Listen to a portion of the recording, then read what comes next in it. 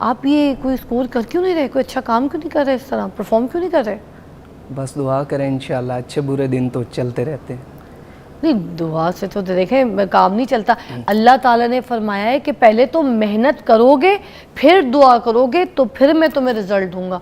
आप सिर्फ दुआ करते रहें, मेहनत ना करें ना तो उस काम में रिजल्ट नहीं है। ये हमें कहा गया है कि पहले काम करके मेहनत तो करो, उसके ऊपर अपना दिल, लगन, एनर्जी सब लगाओ, फिर उसके बाद उसकी बेहतरी के लिए, उसके रिजल्ट के लिए दुआ मांगो। अब तो मेहनत ही कोई नहीं कर रहे। नहीं नहीं, मेहनत बहुत ज़्यादा कर रहे हैं, बस परफॉर्मेंस अल्लाह के हाथ में। और दुआ करें आप भी इंशाल्लाह आप पीएसएल मुझे में। असल बाबर आजम नहीं लग रहे। आप असल ही चाइना हूँ। के बाबर आजम तो नहीं है? नहीं नहीं, असल ही हूँ। मगर चाइना पे तो टैरिफ लग गया है। हाँ, तो फिर मैं इधर का ही हूँ। अच्छा, आप इधर के नहीं, इधर आ गए फिर। मुझे है मगर ये चाइना के बाबर आजम। अच्छा ठीक है। तो हम खैर आज पीएसएल के ऊपर बात कर रहे थे, मगर साथ साथ हम ये भी आपसे पूछेंगे, आप खुद भी क्रिकेट खेलते हैं? जी, मैं खुद भी प्रोफेशनल क्रिकेटर हूँ। रियली? जी। अच्छा बताएं फिर, जो चौका होता है उसमें क्या होता है? उसमें चौका होता है, चौके में चौका ही होता है। नहीं, चौके में चौका तो होता है, मगर किस वजह से चौका होता है? एक सिक्सर भी होते हैं और एक चौका होता है, तो फर्क क्या है? चौके की खूबसूरती होती है। अरे खूबसूरती केड़ी, कोई लड़की की तारीफ थोड़ी पूछ रही, मैं तो चौके का पूछ रही हूँ वो चौका आप कि सवाल होंदा की है चौका। तानू पता है कि क्रिकेट खेलते हो तुसी, जी जी। तानू चौके दा नहीं पता? चौका 4 रन होते हैं। हाँ 4 है। तो आपका स्काई ग्रेड क्या है, स्टार ग्रेड क्या है आपका? 125-30 चल रहा है। 125। अभी तो बहुत अच्छा किया है, मेहनत की है उसके ऊपर बहुत ज़्यादा। अच्छा, जी। तो अब नेशनल टीम जो है उसमें खेलना चाह रहे हैं आप? इंशाल्लाह अच्छा। बहुत जल्द आप देखेंगे। है जी।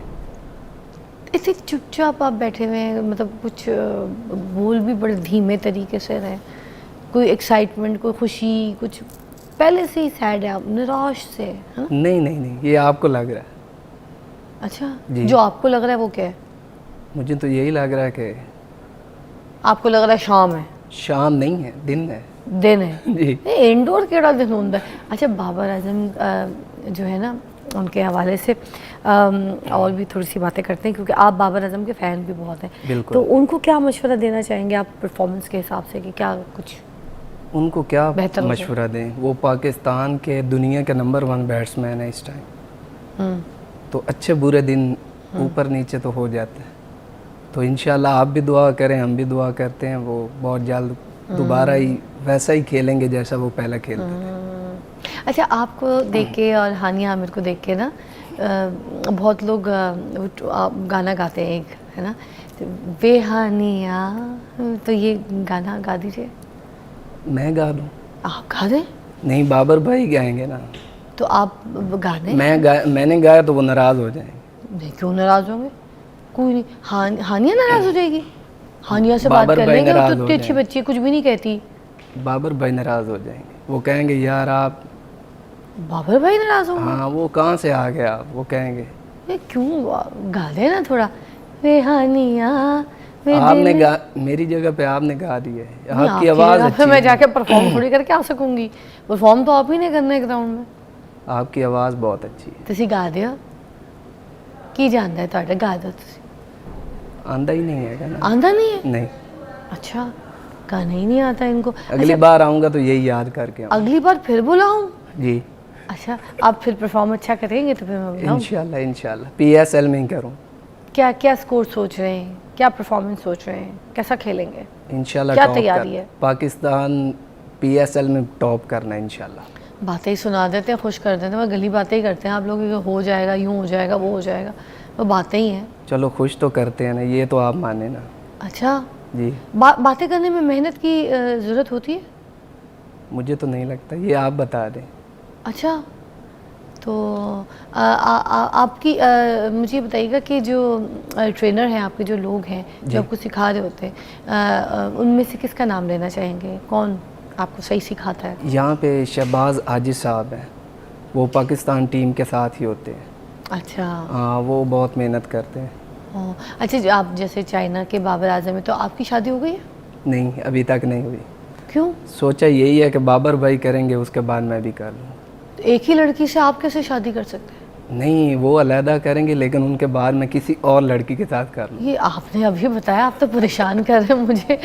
वैसे ही मैं कोई बात कह देती हूँ तो पीछे पड़ जाते हैं लोग मेरे। अब आपने ये बात शुक्र क्लियर कर दी है ना। तो घर वाले देखेंगे या फिर बाबर भाई देखेंगे लड़की? लड़की तो घर वाले ही देखेंगे। क्यों?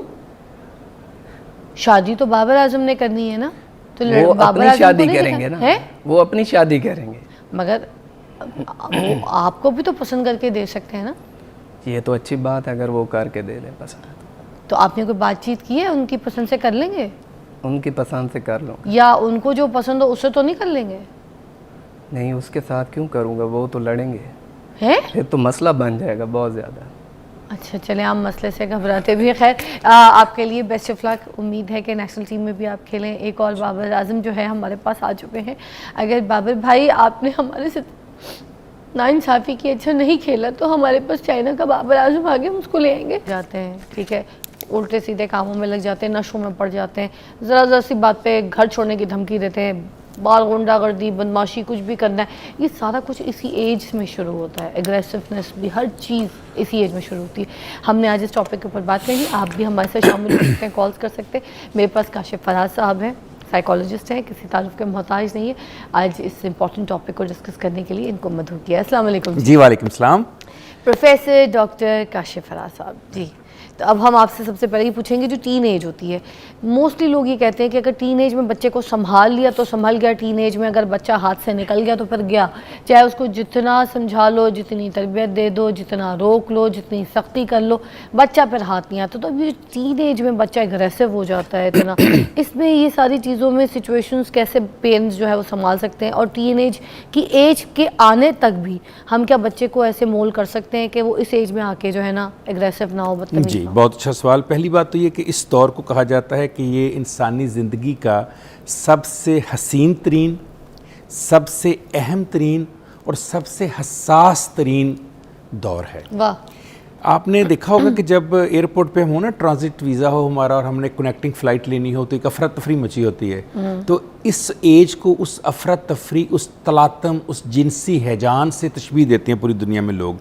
ये एक ऐसे घोड़े की तरह होता है जो सर पर भाग रहा होता है, जिसको रोकना, टेम करना बहुत मुश्किल होता है और बहुत टेक्निकल होता है। हर बंदा इसको नहीं कर सकता, इसकी लगाम हाथ नहीं आती। हाँ, लेकिन इस टीन एज जिसकी आप बात कर रहे हैं, अगरचे हम इसको थोड़ा सा एक्सपैंड करें तो एडोलसेंस पे जाते हैं। अच्छा। टीन एज तो वो है ना जो 13 से लेकर 19 तक, जिनके आगे टीन लगता है, सब लफ्ज़ों उनको टीन एज कहते हैं।